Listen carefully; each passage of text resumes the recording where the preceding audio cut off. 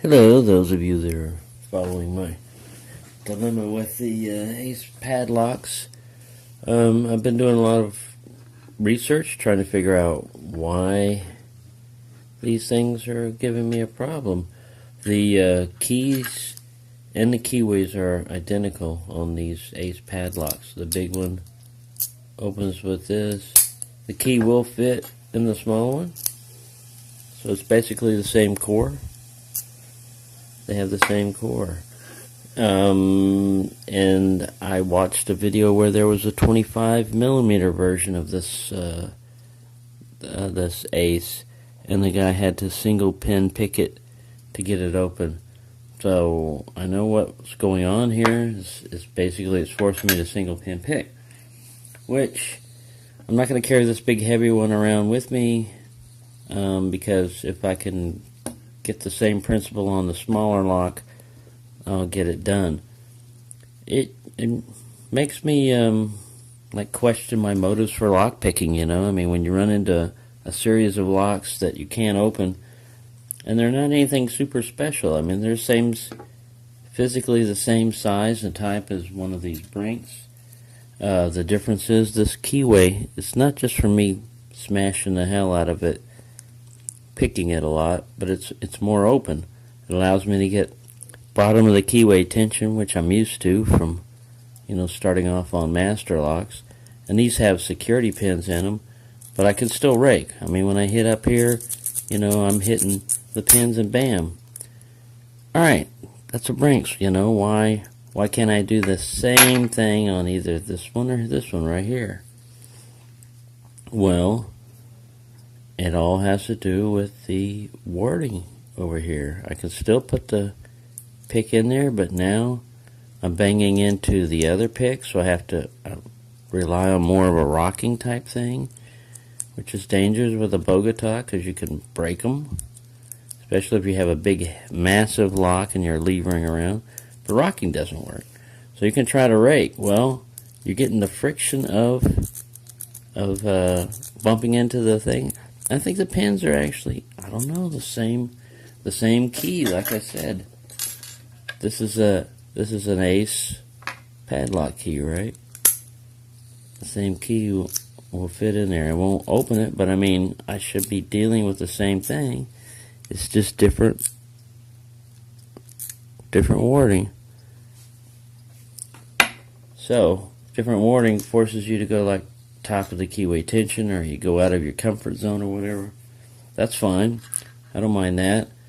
But I started thinking, what if I was a locksmith and someone for some reason called me up and said, hey, you know, I can't get in here, and I try my snap pick gun and I try single pin picking and everything, and I can't get into them. I want to cutting the lock off. Well, hell, they can do that themselves. Why are they called a locksmith? Excuse me.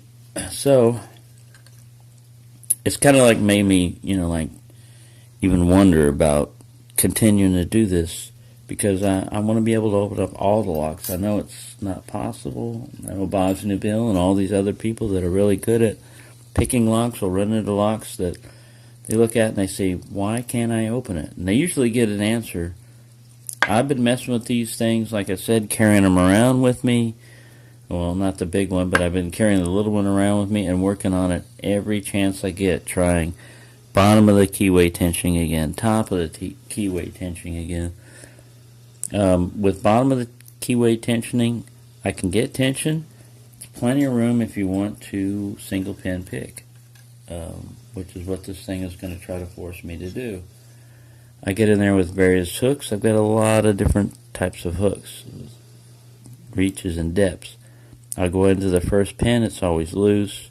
Second pin is loose. And here's where I start getting confused, you know, because I'm reaching into the third pin. You know, I'm feeling some crunchiness, but I don't know if it's loose. I mean, it goes up and down. And that's tension again also, you know. How much tension are you using? Are you using enough or not enough or too much? I always look at the core, tension it to where it starts to, you know, see if it's actually moving the core, if you got the right tension tool. And then once I do, I just get in there. With this one, you would be manipulating the pins up and down. I've even tried random, you're working off this ledge, and you go down here and you're just randomly pushing and pulling on pins, hoping to get either a false set or some feedback in the pick, in the tension tool. But like I said, I've even tried a modified zipping where I tilt my hook up like this, and I go back and I'm pulling on them. Persistence, that's the way lock picks work, the pick guns, they snap and they vibrate, but they're basically, just trying a bunch of different stuff, and that's what I'm trying too. I'll try a bunch of different stuff on these things, and I have had no success. So I'm probably going to get the small one too, but I realize, I'm not a locksmith, and this is not really my job. It's just something I want to do, and it's frustrating.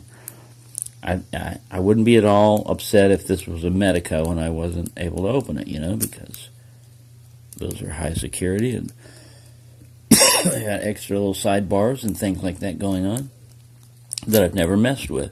But I've messed with brass padlocks a lot. I mean, I don't own any brass padlock that I can't open. The only brass padlock that I have that was cut open was a Brinks, and this was back when I knew a little bit about lock picking, but not enough to get into even this simple little Brinks. So the maintenance guy cut it off, and they gave me the lock because to them it was trash, but to me it's still a functioning lock. Not completely functioning, but it functions in that it locks when you push this hasp down, and you've got to pick it open.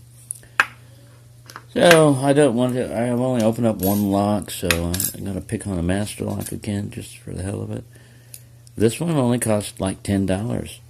And this one was like $16. And this one was more like the $6 to $7 range. If someone would have locked up their stuff with either one of these, and you lost your key and you tried to get into it, if it was a master lock, it'd be fairly easy to get into. Well, this one's not going to make a liar out of me, see? Fairly easy to get into. If you do that a lot, you're going to think, wow, man, I can open up the best that Master Lock has got. This isn't the best that Master Lock has got, but I mean, the best laminated they've got or whatever. I can open that up. This one over here is just rated high security 5-pin. I've opened up maximum security and all these other labels. It's the same size, this was the same size, excuse me, as a Master Lock 140. I can open up those in my sleep. So there you go. I guess for people that are into lock picking as a sport like I am, don't get discouraged.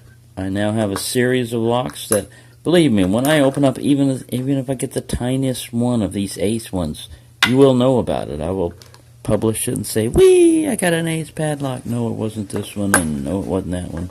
But it was one of them that I opened. Everybody has their little nemesis, things that challenge them, that they can't open. And like I said, there are locks you're just not going to be able to open because physically you can't open every lock in the world. If you're the world's best safe cracker, you wouldn't be able to open up every safe because a lot of them are hidden, and it's just a physical impossibility to do all that. But when you've opened up every lock that you've got, even practice locks, you just try different techniques, and some of them might stop you, but look at that. I mean, that's a high security one. Ping, ping, gone. Why can't it work on an Ace lock, huh? Why? I want to know. Inquiring minds want to know. I will call up the Strategic Air Command and nuke Ace Hardware's manufacturing site. Well, actually, it's in China now, so we'd have an international incident. Hopefully, one day I'll report success on these, but for right now, that's just the progress of my lack of ability to open these locks.